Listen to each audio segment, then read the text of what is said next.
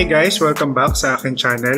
Thank you at napadpad ka na naman ulit sa channel ko and sa video ko na to. And kung bago ka sa channel ko, please subscribe sa akin channel. If you like more of this content, you can comment down below kung ano yung mga gusto mo or gusto nyong i-discuss ko sa mga next videos ko. Gumawa pala ako ng Facebook page. So you can search it sa Facebook na facebook.com/MikoOjeda-PTRP.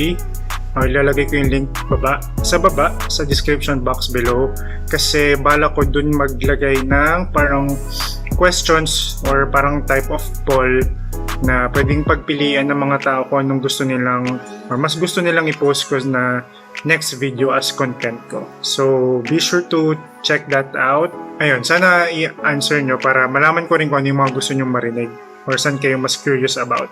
And so let's go to the task at hand. So nakita nyo naman sa title, no?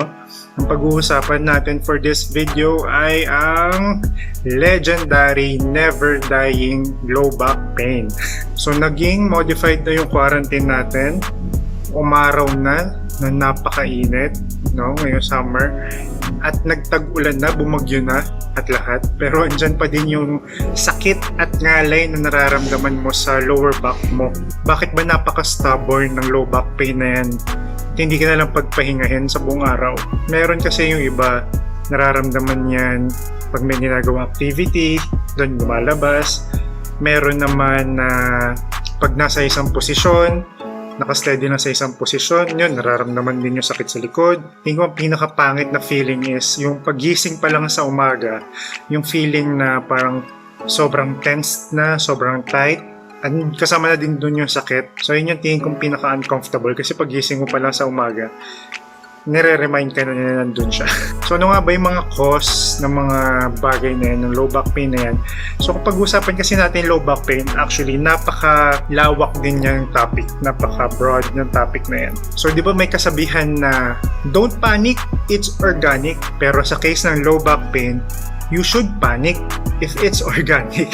Well, wag naman magpanic. Pero kasi ang ibig sabihin nun, pag sinabing organic or systemic, from the word itself, organic, nanggagaling yung pain sa organs. For example, UTI. Pag may UTI, commonly sa mga babae, di ba, sumasakit yung low back. So, hindi siya necessarily yung muscle yung sumasakit, pero yung nagkukos is yung organs na, which is the kidneys. So, kaya sinasabi ko yun kasi may mga bagay na kami mga physical therapists, hindi namin ma-address lahat. Pwede namin ma-address, for example, sa case ng UTI, pwede namin ma-treat yung symptom ng low back pain mismo, pero yung nagkakos nun, syempre, hindi na namin ma-directly address yun kasi nga, it's something from the internal na. Ano ba yung mga common causes ng low back pain? Ano ba yung mga things na kailangan nyong i-avoid din? So, ang pinakaunang gusto kong i-tackle sa list is yung posture. So, pag-usapan muna natin, ano ba yung natural posture ng tao? Yan, curvy yung spine natin, di ba? Ito yung lateral view or side view. First, kailangan natin distinguish yung dalawang terms na importante, which is lordosis and kyphosis. So, kyphosis, parang yun yung nakalin towards sa medyo kuba. And lordosis naman, yun yung nakalin towards sa medyo liyad na itsura. So, sa katawan natin, from the cervical to thoracic, to lumbar, to sacrum, yan, may iba't ibang patterns yan. Kung mapapansin nyo, may pattern siya, di ba? So, nagsimula sa cervical ng lordosis, medyo naka-bend or naka-concave pa loob, and then followed by the thoracic na kyphosis. So, medyo kuba. And then, later on, sa baba, naka-lordosis na ulit. And then, yung pinakauli, yung sacrum natin, naka-position siya in a way na parang kyphosis. So, yun yung natural position or natural posture natin. So, pag sinabi mong kyphosis, hindi mo pwedeng sabihin mali agad kasi may natural kyphosis and lordosis agad yung katawan natin. Mapapansin mo na lang yun sa visible naman yun pag too much ng kuba, too much na nakaliyad. And so, paano naman magbabago? Paano naman nagkakaroon ng cause na nagiging too much yung kyphosis and lordosis? So, one good example is pag nakaupo ka na matagal. Ano ba yung mga nagre-require sa atin para umupo na matagal? Diba sa work? Yung mga desk job, for example, is yung mga BPO employees, mga call centers, ng mga CSRs. Sila yung may environment or type of job na kung hindi mo break time or lunch break, hindi ka pwedeng umalis sa station mo. And so ano naman nangyayari kung nakaupo ka na matagal? So doon na papasok yung ergonomics. So malaking factor yung ergonomics lalo na sa workplace natin. Majority ng araw natin is nako-consume ng work natin. So may tinatawag na proper ergonomic style sa maging specific na tayo sa desk, for example. Ito, papakita ko sa inyo yung picture. So pinapakita dyan na dapat yung monitor dapat eye level lang. Kasi bakit kung hindi eye level, anong mangyayari? Yung head natin dahil nga mababa, luluk downward. So ano nangyari? Nagiging kuba na tayo yung position. So kung eye level siya, straight lang. Nakikip na into neutral position. And sa head pa din, pag malabo naman yung mata, syempre ang tendency is pag hindi mo makita yung nasa monitor mo, lalapit ka. Mag-squint ka, tapos lalapit ka. Hinihila ka niya ulit sa position na pakuba. Not too high naman, to the point na nakatingala kayo, mas mangangawit din kayo nun. And next, kung mapapansin nyo, dapat yung arm or yung forearm, tong forearm is dapat supported either nakapatong sa desk to the point na pag nirest mo yung forearm mo sa desk, more or less 90 degrees yung kanyang position para mas in a relaxed position yung joint. Kung hindi naman kaya i-accommodate ng desk, dapat yung chair natin is merong armrest. Yung height din ng chair. So, dapat not too high, not too low. Kasi kung mababa yung chair, di ba, tendency mas mataas yung tuhod natin. Kung mas mababa naman, kung mas mataas naman yung chair, tendency is pwedeng nadadrag down yung leg natin pababa. So, yung hips din natin or yung legs natin napupull down. So, yun yung ideal position natin sa proper ergonomics. Pero, yun nga, ideal lang siya. Kahit naman na may ganyan tayong ergonomics sa work natin, obviously, hindi naman natin yung ma-maintain, sabihin natin 5 hours. Hindi kaya mag-work ng 5 hours na. Obviously, yung katawan natin, gagalaw at gagalaw pa rin yan. So, pwede pa rin tayong mag-lean forward. Basta ang importante, dapat din maging aware tayo sa katawan natin. Kung napapansin mo yung head mo naka-forward na masyado, kailangan mo i-correct yun agad. Sabi nga pagdating sa ganyan, the best position is your next position. Kailangan mo palaging i-alter yung position mo. Kailangan mo i-correct palagi. So, dapat ma-build yung awareness mo sa katawan mo. And aside dyan, meron na ngayon parang mas modern approach sa mga desk job.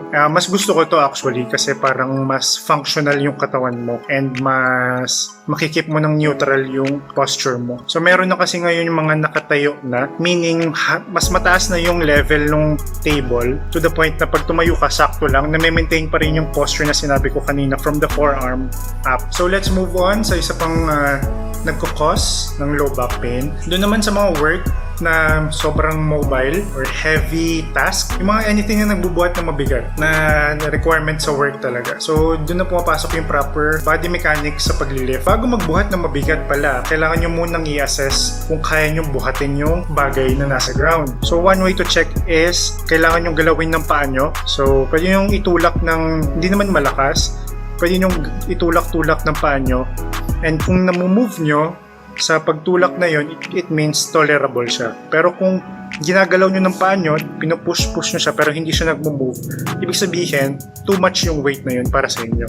So proceed tayo sa proper lifting. Magkasabay na magbe-bend yung hips mo, pati yung knees mo pababa. Hindi pwedeng magbe-bend over ka with your knees straight. Napakadelikado nun. Pwede may mag-snap sa likod mo or may ma-strain sa likod mo or magkaroon ka ng disc herniation. So dapat kung mababa yung bubuhatin mo, dapat i-ayon mo din yung height mo. Kailangan mo rin i-lower down para mag-cause ng less stress pag nag-lift ka na pataas. Pag naman na-grab mo na yung object, make sure na dapat malapit siya sa katawan. Kasi kung magbubuhat tayo ng object, tapos nakalayo sa katawan, mas nasa disadvantage yung leverage ng katawan natin. So mas magre-recruit ng mas maraming tension sa back para ma-maintain yung buhat natin na nasa malayo. Hindi rin naman sasakit yung likod natin kung walang structural changes. So ang pinaka-culprit dito talaga pag nakaupo na matagal is yung hip flexor natin or tinatawag na iliopsoas. So ang iliopsoas, siya ay nakakonect from the lower spine natin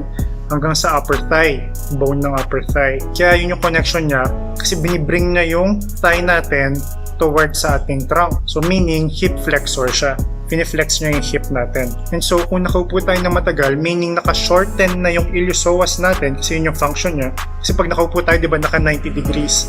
So mas malapit na yung thigh natin, yung legs natin sa trunk compared sa pag nakatayo. So kung naka-shorten na siya for long periods of time, kahit tumayo ka, mafe-feel mo, medyo tense na yung likod mo. Pero ang tanong, bakit yung muscle na nasa harap is nagkakos ng low back pain or tightness sa likod. Ito rin kasi yung muscle na responsible sa paghila ng pelvis natin paharap. So, rotation ng pelvis paharap. Ang tawag doon yung lordotic, yung parang sinabi ko kanina, nakaliyad. Siya yung isa sa mga muscles na nagliliyad ng ating balakang. So, papakita ko sa inyo, meron tayong tinatawag na lower cross syndrome. So, parang principle dyan, parang counter reaction ng sides ng body. Pelvis nyo, yung balakang nyo, nakaliyad, yung low back nyo, as you can see sa picture, tight. And in line with that, yung line, yung cross pababa, nagiging tight din yung quads. Kasama na dun yung iliopsoas. So, that alone is a problem. And another problem is yung isa pang line na nagbubuo ng X, which is from the abs, nagiging weak yung abs and nagiging weak yung glutes. So yun yung nagiging predominant sa muscles natin pag meron tayong nakaliyad na posture or lordotic na posture. Tight si lower back and tight si quads. So kung hindi natin i-address yan, nakaganyan lang yan. Talagang hindi mawawala yung pain or yung tight or stiffness na sa low back natin. Kaya nag-a-apply din yan sa generation ngayon ng mga babae na mahilig lumiyad sa mga picture, sa mga social media, nagpapasexy, ililiyad nila na exage yung back nila. Every time na nakakita ko ng ganyan, ang naisip ko kagad yung back nila, yung stress na nare-receive ng back nila. Kasi kakaganon nila, kasi gusto nilang i-accentuate yung kanilang glutes, no? Kaya nila ginagawa yon. So kakaganon nila, yun yung nagiging habitual posture nila, na nakaliyad na yung back nila, masyado nang lubog yung curve. Yun, mali yun. Sobrang improper posture na yun. So, hindi nila nare-realize na yun yung nagiging cause nila sa katawan nila. Isa pa is, pagsusuot ng high heels sa mga babae din. Ang nangyayari din doon is nagkakos din yung pagtitiptoe ng ankle natin. May chain reaction yan sa pelvis natin para magliyad din.